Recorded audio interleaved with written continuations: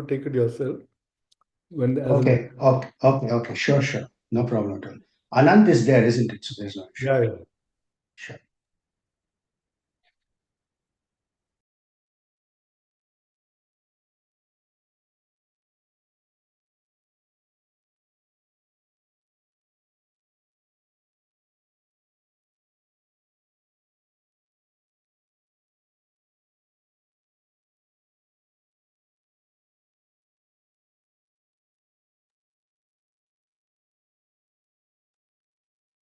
We can start, sir.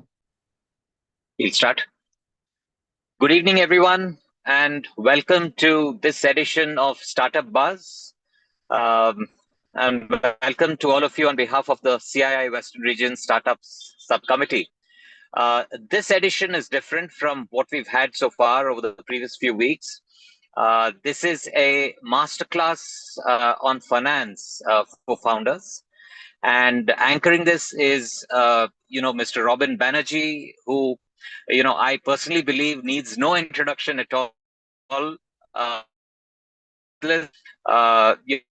will briefly take you through, who Robin is. He's currently the chairman of Nucleon Research Private Limited, which is a global clinical research company. Robin is a chartered accountant, cost accountant, as well as a company secretary.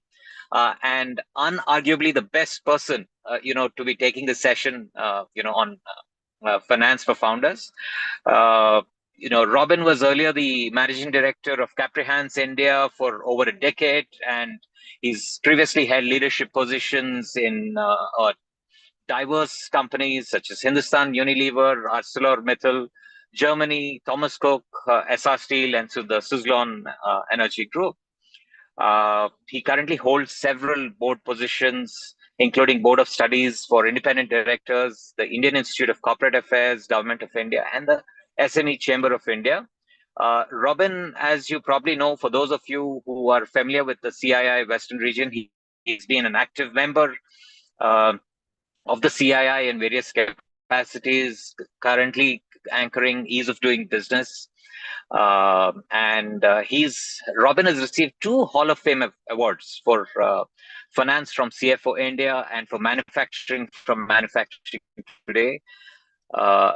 Robin, clearly we're all in August company, right? Robin has also written 3 business nonfiction bestsellers, which I'm sure you'll talk about. So I shan't, take away the surprise element. Robin, over to you. And I'm sure, all of those who are logged on will find this session most useful. Thank you, Ravi. Thank you so much. We are going to discuss money the next 1 hour, especially for the startup ecosystem, for the startup community, the startup entrepreneurs. When I was requested to speak on finance for startup entrepreneurs, one thought came to my mind was, why does most startups fail? 7 out of 10 startups fail in the sense that they don't last more than 36 to 40 months. It comes with a lot of bang, and then they fizzle out. Is finance, money, the only cause? Is it the prime cause? And if so, what is it that we need to do is what we will discuss for the next 55 minutes or so. I do have a standard presentation, which I will show you. However, it could be worthwhile just reminiscing that when some few big names, for instance, I was at awe with a company called ShopX. You must be aware, B2B or startup company, funded partially by the famous Nanda Nilekani. And come 2022, it closes shop.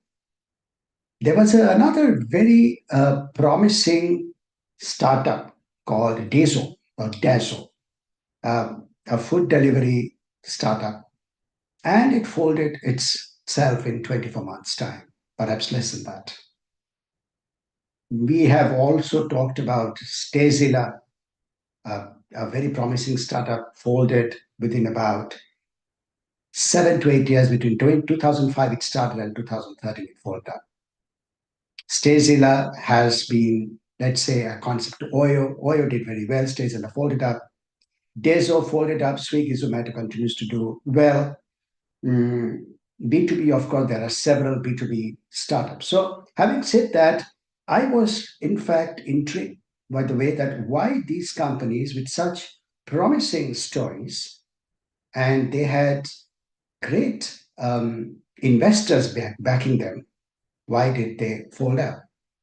I would request you to perhaps pay some attention over the next 50 minutes or so.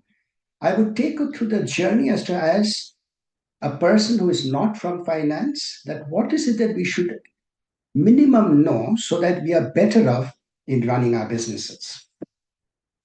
So I do have a standard presentation, which I would like to share with you.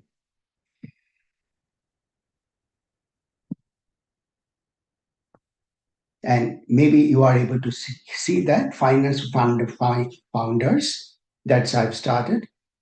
Just a shout, is it that you can see it, the presentation? Can you say, okay, good. I can see a thumbs up. Wonderful. Super. So when we discuss startups, the startup stands on three legs. And that's the leg I want to discuss to you.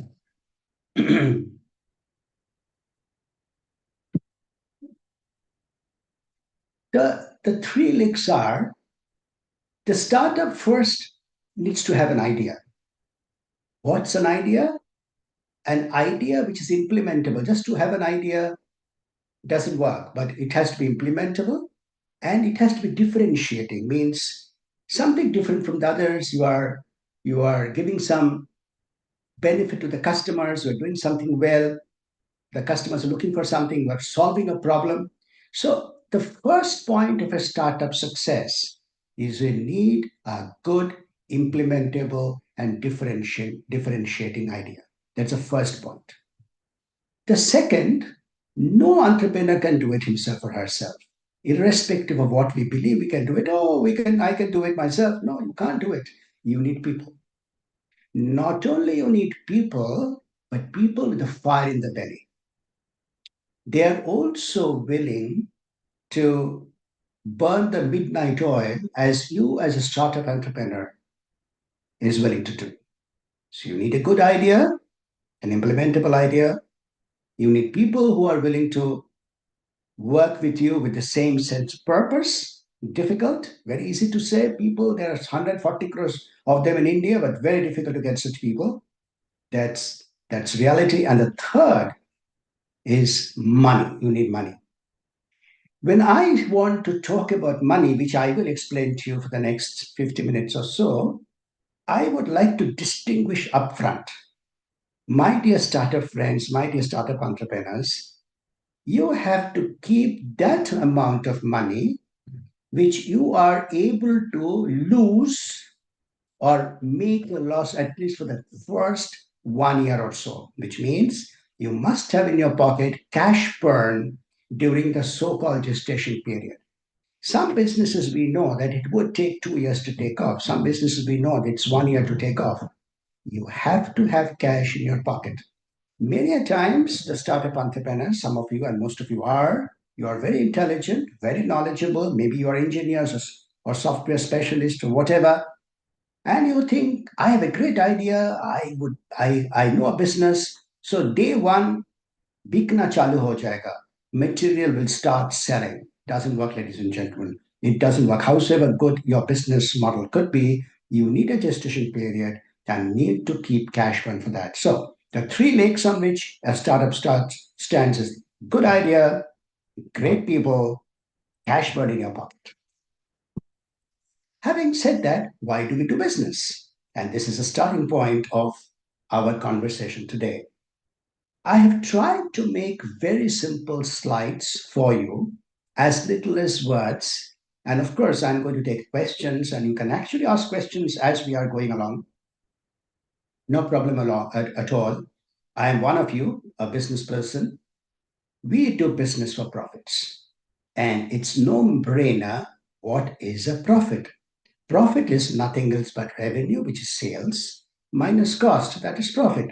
So as long as you can generate profit, or any enterprise which is generating profit, is what we are there for. So why do we do business? We do business for generating profits. So this was very simple. We have to generate profits. Very nice. Now, I want to explain to you that as a business person, you need money and you will have to utilize the money. Ladies and gentlemen, all those who are on this call, please understand there are only two sources of money.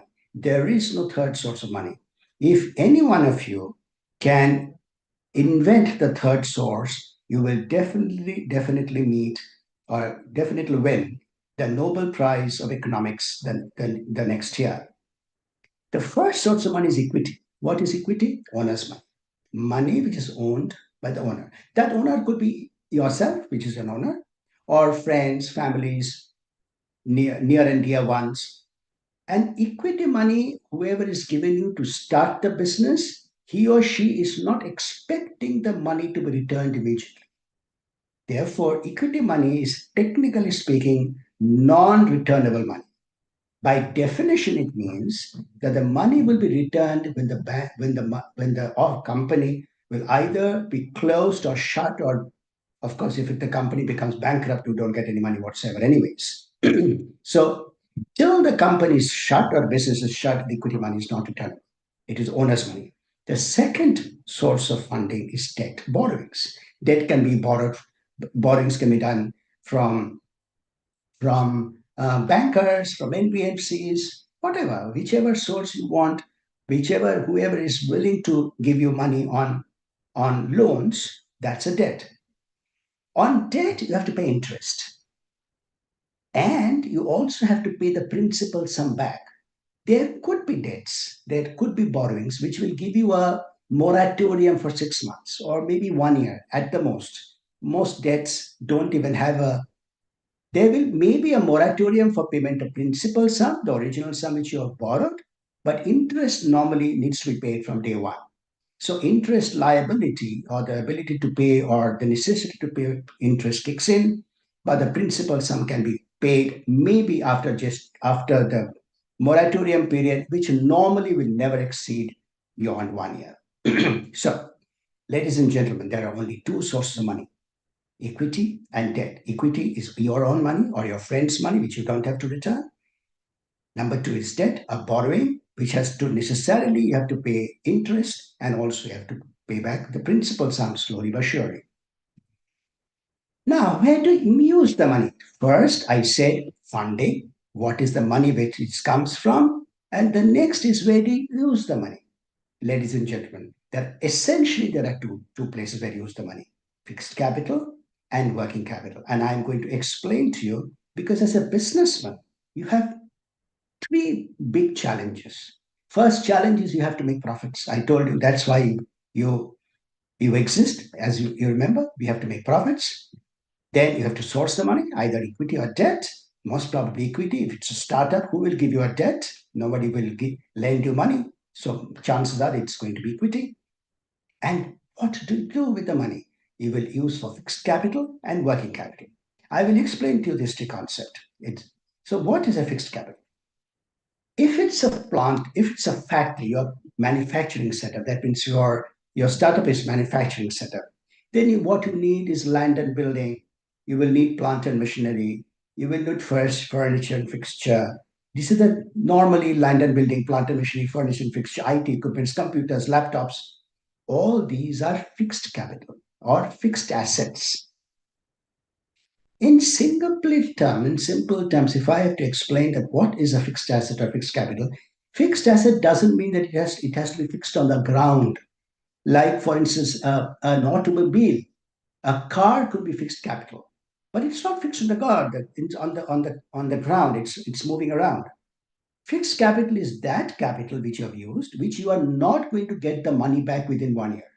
If you put up a building, of course, it will be there for the last 10, 15 years. If you put up plant and machinery, 10, 15 years. If you put a furniture, 3, 4, 5 years, the money is not going to come back within 1 year.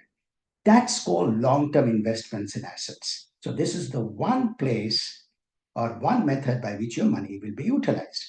The next place, the next way where you will put the money is the working capital. If you remember, I told you fixed capital and working capital. Fixed capital, we said land and building, plant and machinery, furniture and fixture. Working capital. If you are not a finance person, and I believe most of you who are on this webinar or you would see this video later on, most of you would be non-finance person. To understand working capital becomes a little difficult. Working capital is that amount of money. Working capital is that quantum of money which you need to run the business on a day-to-day basis. On a day-to-day basis. For instance, you have to pay for the labor, you need money. You need to pay for the electricity, you need money. You need to pay for the rent of the shed which you have, or at the office which you have to pay. You need money. All this money, please understand, is required to run the business on a day-to-day basis. On the right hand top, there is a small little icon. Working capital is a diagram that you start with the cash on the top, and then the cash goes into inventory. Means, let's say you convert the cash into, let's say you are in the business of making bottled water. You are in the business of making bottled water. So what you do, you buy some bottles, you buy some crates, and then what you do, you convert that into bottled water. After bottled water, you make the bottled water, you have to sell it. So the sales is that you can see there's a circle which says it's sales. And once the customer pays you the collection, and the money comes back as a cash. So starting with the cash, you convert it into mineral water bottles, sold it, got the money from your customers, and the money comes back. The money keeps circulating. Now, the difficult problem here is actually not difficult, but I want to tell you upfront that how much working capital. See, if you go to fixed capital, how much land and building? I have bought land and building worth 5 crores. Plant and machinery I built for 2 crores. But how much have you invested for working capital? The working capital, you can always estimate the working capital which is tied up. I repeat, working capital which is tied up in your business at the period end, which could be quarter end or a year end or a month end. You need to see how much money is lying in your hand, funds in hand. Let us say you have 50 lakhs in your hand. How much money the customers owe you, receivables. Let's say it is 500 lakhs. You are yet to receive on, let's say, 31st of March. How much inventory do you have? Let's say it is 200 lakhs. So technically speaking, you are 750 lakhs tied up in working capital, either in terms of cash lying in the bank or in terms of receivables which are not paid for so far, or stocks or inventory which is lying there to be converted. However, just imagine that while you have stocks lying of 200, maybe you have not paid to your vendor what 100. So that you have to subtract. So you subtract what you have not paid, which is called creditors or dues to vendors. You add the three, the funds in hand, the receivables, the inventory, minus the creditors. What you get is a 650, which is your working capital tied up and the end of the year or end of the quarter, assuming it is 31st March for argument's sake. This is where the money is now stuck. Your objective is to what? Get the money out from the receivables, 500, reduce the 500, reduce the inventory, get the money out of the inventory, reduce the inventory, and therefore the cash will come out. The moment this 50 or 500 or 200 keeps going down, the cash comes to in your system. But the 50 in any case is cash on the top, which obviously is part of the working capital because it's like money lying in the bank. So you have fixed capital, which is capital used for the purpose of not getting converted into 1 year. Working capital for day-to-day running of the business, which is less than 1 year, which is short-term funding. Having said that, I want to explain to you a concept called costs. What is cost? If you remember, ladies and gentlemen, I told you that what is profit? revenue minus cost. What is revenue? Sales minus cost. But cost hai kya? What is cost? I want to explain, therefore, what is cost. So at the end of this 50 minutes or so, you are able to have a holistic view, and hopefully you can go back to this video and check as to what is it that I stated, so that it becomes a revisionary exercise for you. There are two types of costs, ladies and gentlemen. One is the fixed cost, another is a variable cost. There are only two types of cost. There is no third type of cost. Either it is fixed or it is variable. By definition, fixed cost means it doesn't go up or down whether you make more or make less, whether you manufacture more or manufacture less, whether you sell more or sell less. For instance, if your sales goes up, you are making great business, your fixed sales goes up, will you have to pay more rent for your property? No, it is fixed. It is fixed. If the sales goes up, will the managing director, manager, general manager get more salary? No, it is still fixed. Of course, there could be some variable, you could give some incentives, but that's a small portion of the fixed portion, fixed part of this cost. Variable portion, on the other hand, the variable portion, on the other hand, varies distinctly proportional to the output. More you produce, more the variable cost is. A typical variable cost is raw material. Let's say I gave you the example that you are a mineral water bottling plant. If you are a mineral water bottling plant, your packaging item, which is the bottles and the cartons, are variable. More you produce, more you sell, more the variable cost is. So on the right hand side, you can see it's written raw material expenses. Typically, raw material expenses is always variable. This is obviously, I'm talking in terms of manufacturing setup. If it is not a manufacturing setup, and let's say it's an IT company, then chances are that you don't technically have a variable cost. Unless you have daily labor, daily people, whoever works, pay them every day. So if you have a daily labor, daily wages, that could be variable. You could say here labor expenses in this diagram given variable.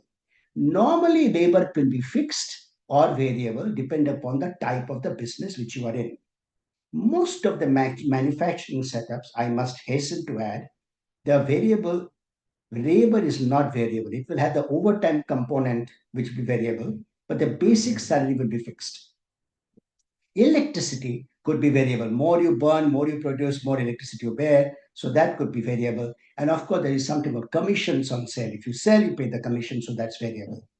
If you have to look at the typical variable cost, first is raw material, then could be labor, then electricity could be, most of the time will be variable, and of course there will be this commission on sales. So costs are two types, fixed cost and variable cost.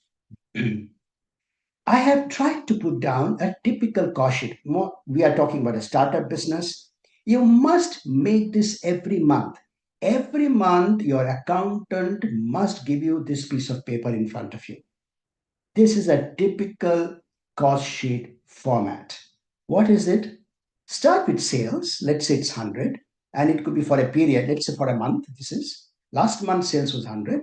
You have a variable cost of 60.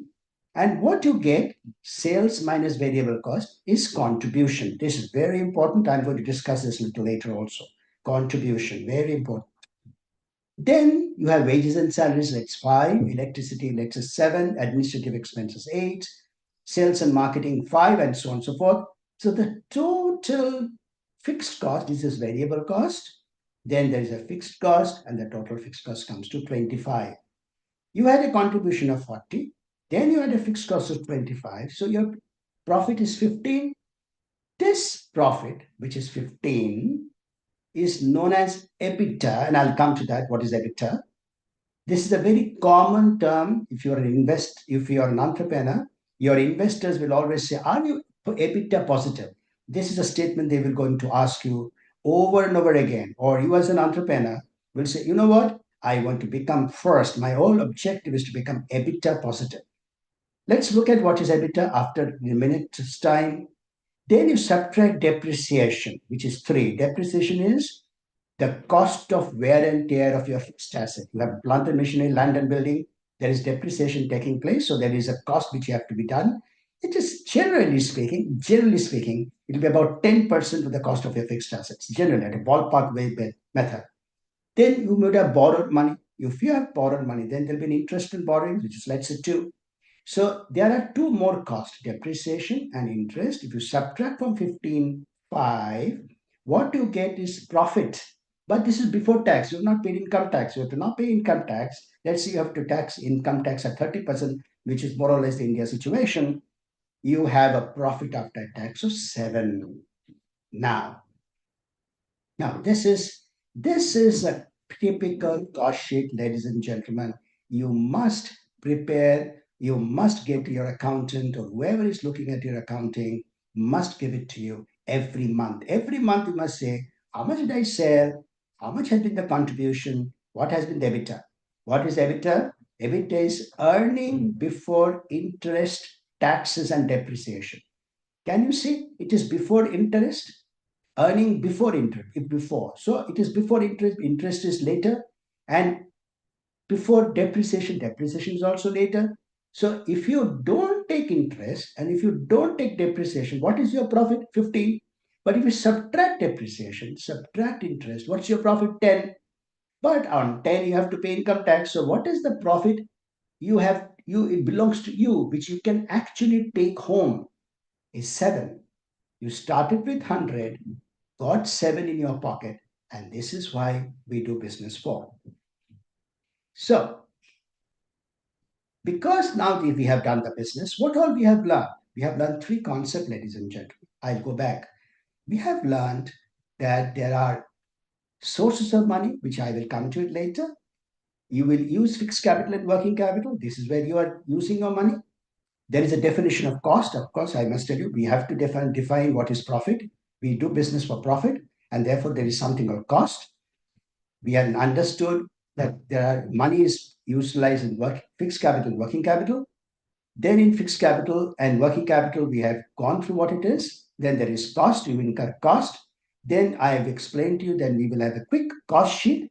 This is if your accountant can summarize this for you every month or every week, I would say month is good enough. Making it every week is not so easy. In fact, there are companies who does it daily, by the way, just for information. But I wouldn't go so far, even if you're a startup. 1 month is okay. Of course, there are companies who wouldn't do it even for a year. They don't even know how these figures look like. And then comes what is the business all about? The business is all about, ladies and gentlemen, maximizing this word called return on investment. This is why we do business. So, if you are a businessman, you have put in investment, you have put in money. What is that money? You have put in fixed capital and working capital, isn't it? That's your denominator. And what have you got in return? Profits. So, if you take profits on the top and fixed capital plus working capital at the bottom, if you take profits at the top and fixed capital and working capital at the bottom, this is your ROI. This is your ROI.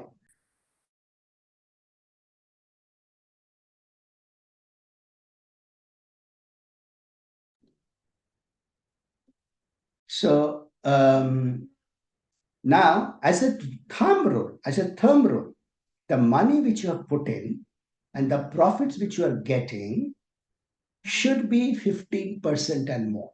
It's a very broad thumb rule. However, there is another way of looking at it. I've given a thumb rule here, if you can see.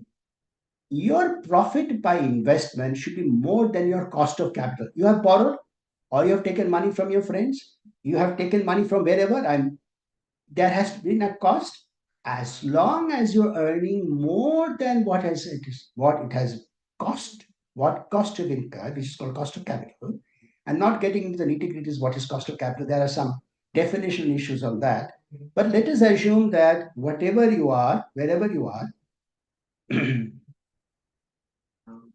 wherever you are, between you have to have if you are getting a 15%, this profit by fixed capital plus working capital or profit by investments, if you are getting 15%, then chances are that you are doing well. Chances are that you are doing well.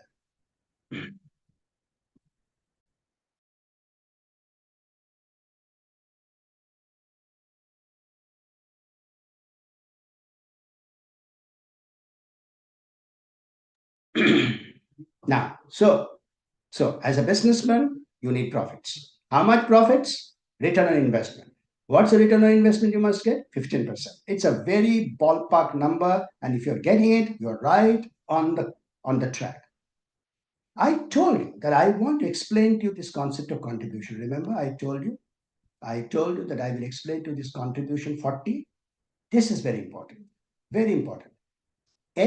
You should always do a business which has at least positive contribution, which means your sales revenue minus your variable cost, which is, as I told you, cost which varies with output, must be positive contribution. I have noticed startups after startups.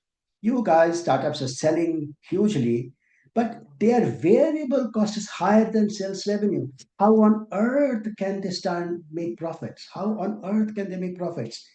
Unless there is a contribution, you can't do anything. You just not cannot do anything. This 40 is a big problem.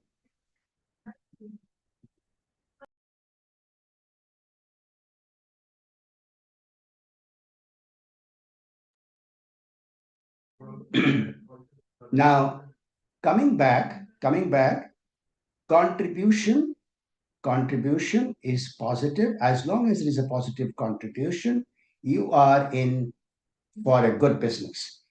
Now, however, if I go back to this chart, not only you have to get contribution, you must recover your fixed cost ultimately. So IBIT has to be positive. Then you have to recover your interest. So your profit before tax has to be positive. But unless there is at least positive contribution, should you do this business at all? Food for thought. I leave it to you guys. But normally, no business ever should be made unless there is a positive contribution. Please remember this concept. Now, I told you there are two sources of money, debt and equity. Remember, I go back to this slide, debt and equity and debt and equity. There's only two sources of money. There is nothing else. Now, the business is, the point here is, how much should I take debt? How much should I take equity? This is it's a big vexed question. In the startup ecosystem, normally we don't talk about debt. Why we don't talk about debt? Anyone who wants to give you a debt needs a security. But you don't have a business, it's startup. If it's a startup, you don't have a business, nothing can be, you can't give anything as a security. If you can't give it anything as a security, then debt is almost impossible. Of course, you can give your own home as security and get some money. Assuming for a moment that we are not pledging our own home, pledging our own house, then debt is almost very difficult to get. However, as the organization progresses, you keep on building your assets, the possibility of taking debt enhances. Many economists, many accountants will say debt is a good one because debt is somebody else's money. Debt brings you also a discipline. The moment you have a debt, you have this inner urge that you have to repay the debt, you have to pay interest. So you become disciplined. You become more or less more disciplined willy-nilly because you have to service the debt. Because we are talking about startups, startup is all about valuation. Because if you have a high valuation, if you have high value of business, you will be able to sell your business at a high value. I know now I'm going to use a technical term, happy to explain to you later if the questions arises, that if the valuation is very high and if you want to raise money, then your dilution is much less. You have to give away less portion of your shares so that you get more money for the same buck. My submission to you is, it is good to be debt-like, which is written in the blue in the bottom, for maximizing the valuation of your business. Take debt as less as possible as a very ballpark.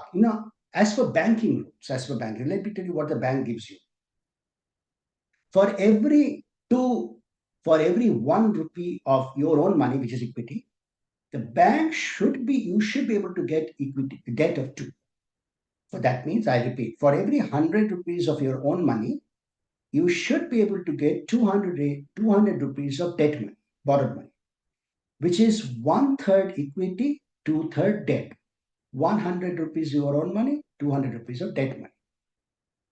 In order to be a good valued business and a good disciplined business, my submission to you is try to limit your debt to a number of half of the equity, that means 0.5 of equity, which means if your equity is 100, try to limit the debt at 50 instead of the possibility of 200.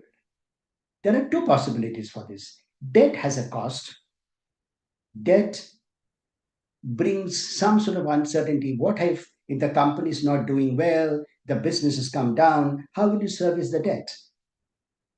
And for investors, they don't like debt, they love equity. So debt-free companies, companies which is very light debt, are valued very much better. It has a very high valuation. So especially in the arena of startups, I would think that debt should be looked at with bit of concern. Perhaps not more than 0.5 of equity. I get happy to answer questions as we go along. Having said that, ladies and gentlemen, profit is not cash. I told you do business for profit. Our first slide. I go back to our first slide. Why do we do business? To earn profits. But is profits all that profit? No, profit is not. Just because you are profitable doesn't mean you are sitting on cash. Profit is not cash. Let me explain to you. Let me see if I can explain through this method. I will try as much as possible. Okay, two concepts. Just concentrate if you can. Why profit is not cash? Now, let's just take this example of cost sheet. Can you see that there is sales of 100, variable cost is 60, contribution is 40? The company is quite profitable. Now, think, sales is 100. That means customers have to pay you 100, but you have to pay your vendor 60. You have to pay your vendor 60. Vendors will not wait 30 days, 60 days, and they will they will uh, stand on your head to get the money. Now the question is, your sales is 100, very nice. But what if the customer is not paid? You have sold 100, but the customer has not paid you still 30 days, 60 days, 90 days. But your vendor you have to pay. So while theoretically you have a profit of 40, but because your debtors, which is receivables, customers have not paid you, the profit is not there. The profit will only happen 40, or you will be doing very well, cash comes to your pocket, provided the revenue or the customer pays it. Therefore, when we talked about working capital, you remember we talked about working capital? The receivables is where the problem lies. You may be selling very well, but the customers are not paying. Dues from customers, they are not paying you. You are selling, but they are not paying you. The customers must pay you on time. If you recover the money from customers on time, which is 500, reduce it. Inventory, you don't keep the stocks. In this water bottle, in the water business, don't keep unused bottles in your factory, unused cartons in your factory. Get the bottles, get the cartons whenever you need. This must be zeroized. Of course, not possible. Zeroization is not possible. Reducing it significantly. Reduce receivables, issue debtors. Coming back to the situation, profit is not cash. Making profits does not generate cash. Most important, cash is the king, ladies and gentlemen, and not profits. Oh, I am generating EBITDA. No, you are generating EBITDA is not important. Are you generating cash? You must generate cash. If you don't generate cash, how will you invest it for tomorrow? So many a times in the ecosystem of startups, we talk about being EBITDA positive, doing sales is growing. But if sales is growing, very nice. If you are not generating cash, that is the biggest impediment of growth, ladies and gentlemen. So profit is not cash. Remember, profit can get stuck in two items, basically two items. These two items, be careful. Receivables, that means dues to the customers, and inventory. You have stocks which are died or obsolete. This is the biggest danger of any business, of course, more so when it comes to startups. Having said that, we are supposed to do something planning and budgeting, how the investors can be how looked at and what is investors looking at us. How are we going to manage our business? Of course, it's not possible that we discuss in 60 minutes everything to do with financial management. Not possible. But my submission to you is, if you could get this slide and see it as we even later on, my submission is make a budget for next 5 years. How does your next 5 years look like? How much are you going to sell? How much is it going to cost you? How much investment will be required, fixed capital and working capital? Here, my submission to you is next 1 year, a bit more firm. The next 1 year, a bit more firm.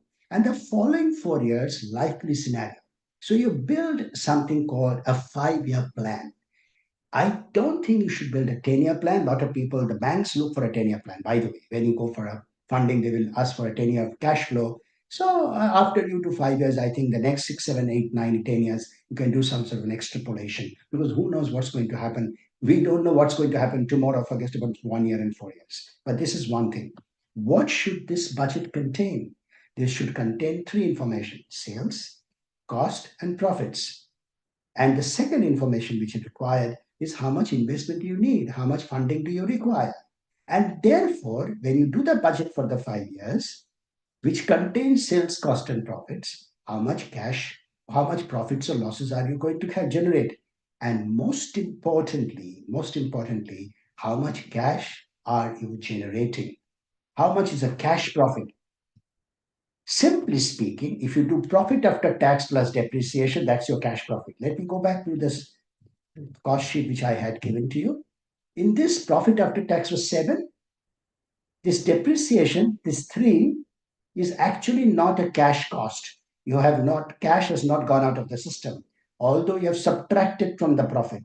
So what is the cash profit in this business? The cash profit in this business is 7, which is profit after tax, and 3. So 7 plus 3, 10 is the cash profit of this business. Is 10. 7 profit after tax plus depreciation. Because depreciation is a notional cost. It is not a cost which is going out of your pocket.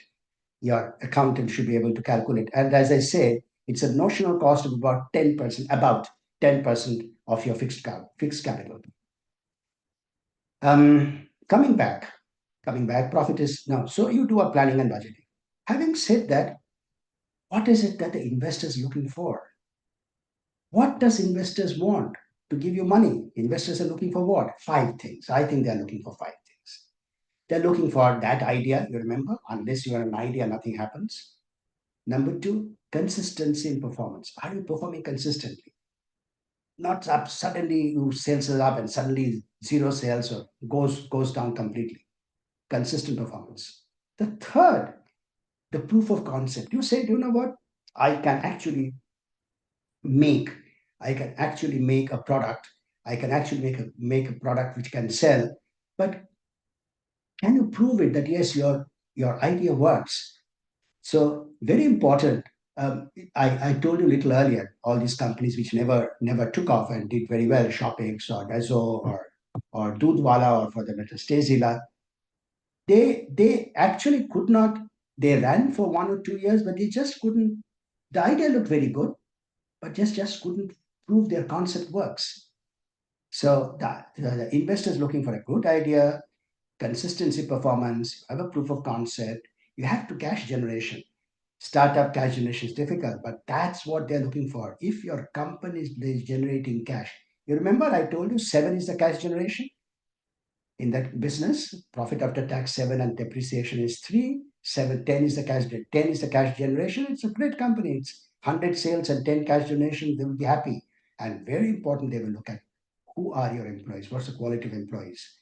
Essentially speaking, I told you, prepare a business plan for 5 years, have a 5 deliverables, and then I think you are done and dusted in a big way in terms of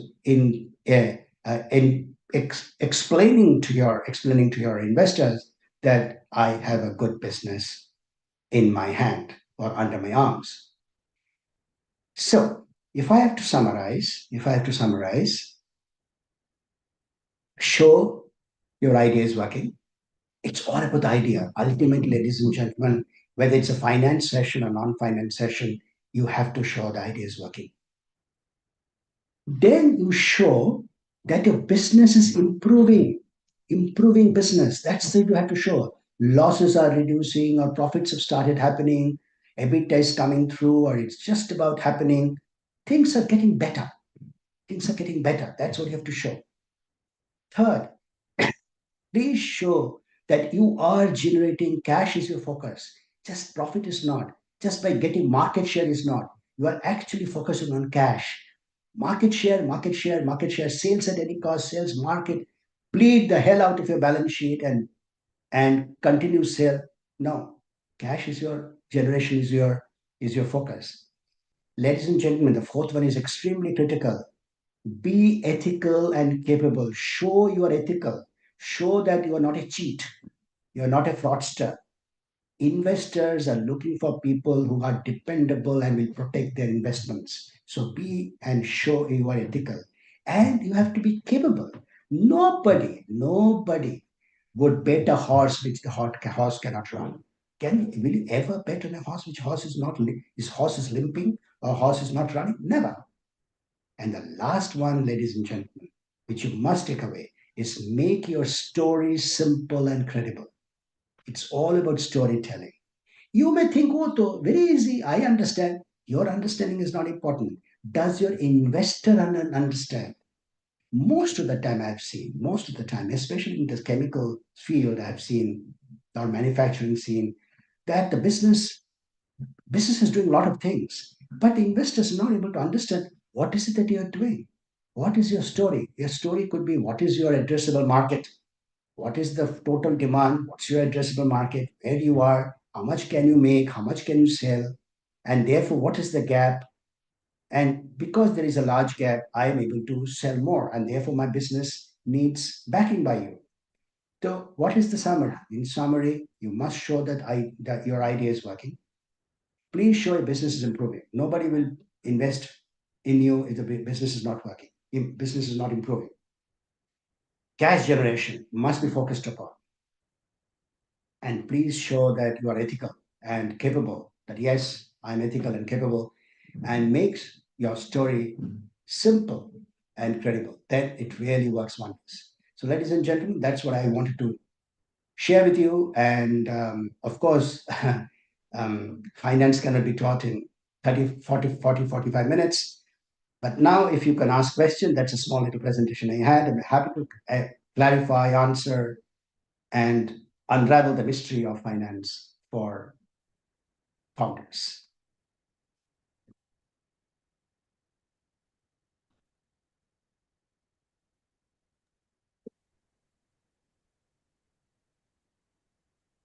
So let me take the question which I think I have. Um, the last one which I have is need opinion if startups which has running business but need working capital for them. Is it more favorable to get business um,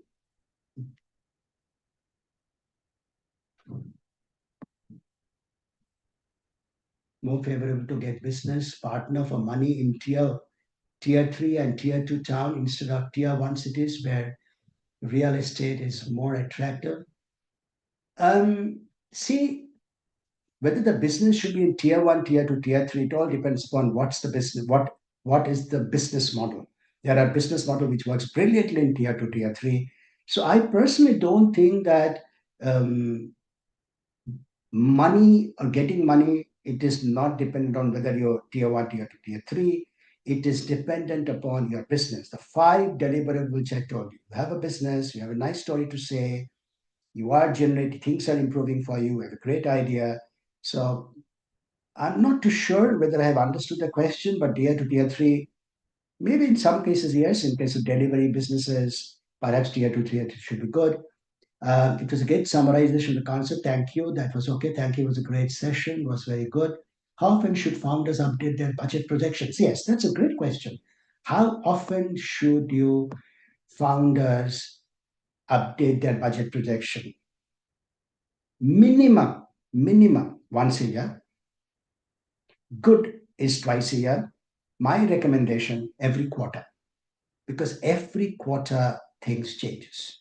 So if you can update your budget every quarter, nothing like it. It's a pain in the backside, of course, not easy to do the budgeting every time. But please ask your accountant to do so. But definitely once a year. No question about it. How often I think I have answered that. Should early stage startups prioritize profitability or growth? And that's a good question. I wish whoever can answer this question will get a Nobel Prize. Should you prioritize profitability or should you prioritize growth? It's like which comes, chicken comes first or chicken and egg situation. I feel my whatever little I have noticed in my life, if profitability is your focus, business stands in a better state, because a lot of people, like all the examples which I told you, lot the stories which I told in the beginning, the names which I uttered, each one of them were running after growth. And they thought investors paisa mil jayega. Investors are nothing doing, you're not generating profit, you're not showing improvement, so no more money. They all had to wind up. I would still prefer profitability should prefer precede growth, because ultimately you're doing business for profits, and that's what we are focusing, rightly so. There is a question. India is a big market, but any startup require common environment for new adoption where India lacks lack of sense. In this case, does UAE offer better place for startup to look for first release, and then after launch in India, does India startup look for partnership with UAE, HNI individual, MSME or SME for ease of customer boarding and basic finance support? Um, UAE was once upon a time, I think, was a great place for Indians to go and do business. It's almost Bombay abroad, outside your country. But I think now it has become very crowded. A lot of people are there. Investors are shrinking or fixed, and everyone is going for money. It all depends upon what is it that you are looking for. See, people moves to UAE to save tax. If you have to save tax, you save tax when you are making profits. And if when you are making profit, that means you're no longer a startup. Hopefully not. That means your business is mature. You have started making profit. You want to do business not paying tax. So UAE is a great option to do so. In a startup ecosystem, you have to depend upon many other stuffs. And I think in a country like India will give you those little stuffs. I personally believe there is no dearth of money if you have a good project. There is no dearth of money. If your idea is good and you have the fire in the belly and you have good people to work for you, and you have some financial discipline, India, I think, is still a good place and perhaps the right place.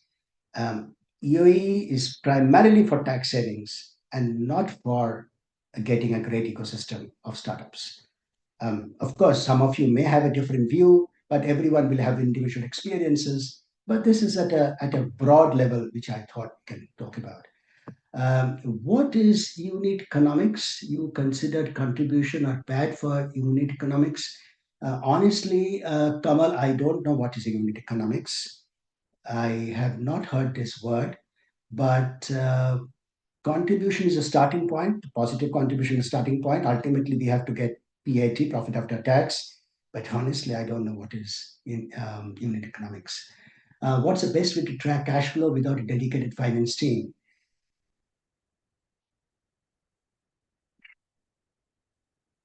A formula for you, if you don't have a dedicated finance team, the formula for you is just ensure your receivables, debtors are at the absolute minimum.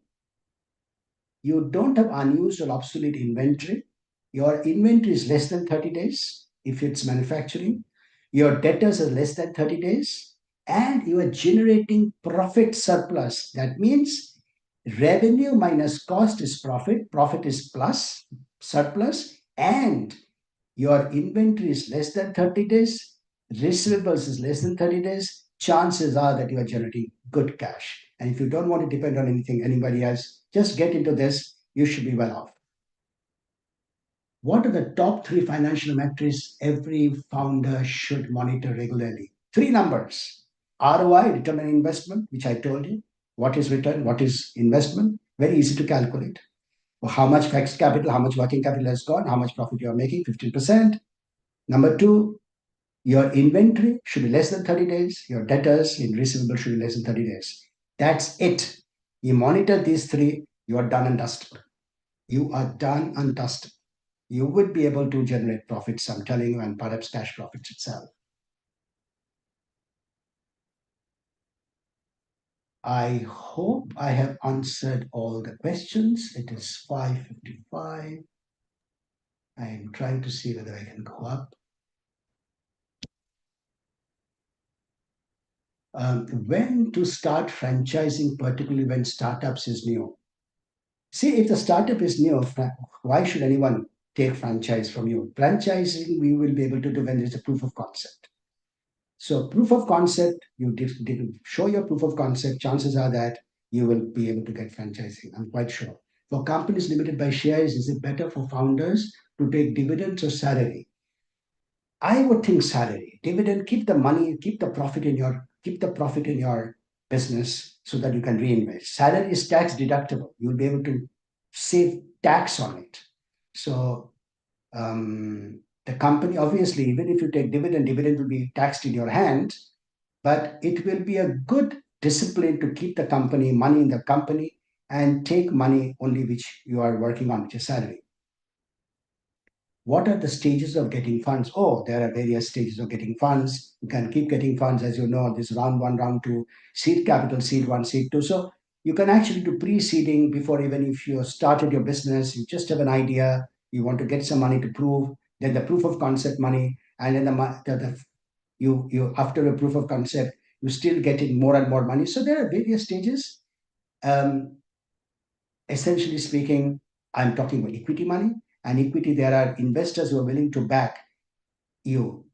Ladies and gentlemen, they will give you money provided the first requirement is met, which is you have a great, implementable, and differentiating idea, IDEA. If you have that, sky's the limit.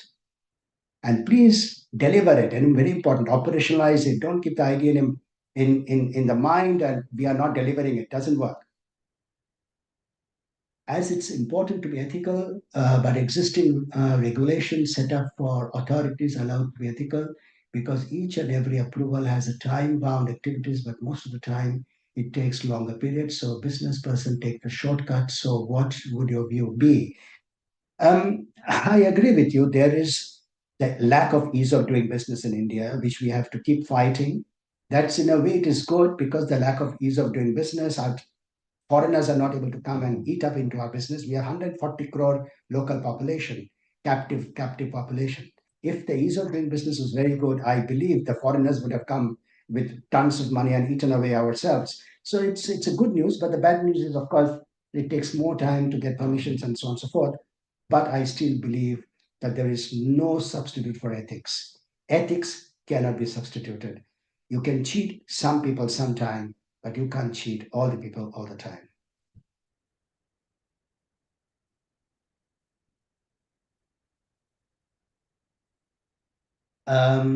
I think I have been able to answer questions which pertains to finance for founders. There's a startup operating system integrated to run IoT projects can be attractive for investors. Yeah, of course, absolutely. IoT projects will be quite interesting. Again, IoT has hundreds and thousands of ideas. Your idea should be such that is implementable and it is differentiating and differentiator. IoT or no IoT, it should be a differentiator, and then obviously it's a great opportunity. Good. Thank you so much. It is right on time. And over to you, Ravi, for your closing remarks. Thank you. Thank you so much. Namaskar.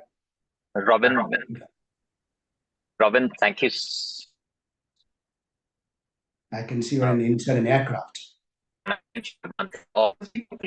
Yes, I am, and I think your mantra of chase cash, not profitability, not market share, it is very very useful, and I'm hoping that people who've logged in today have benefited immensely from your session.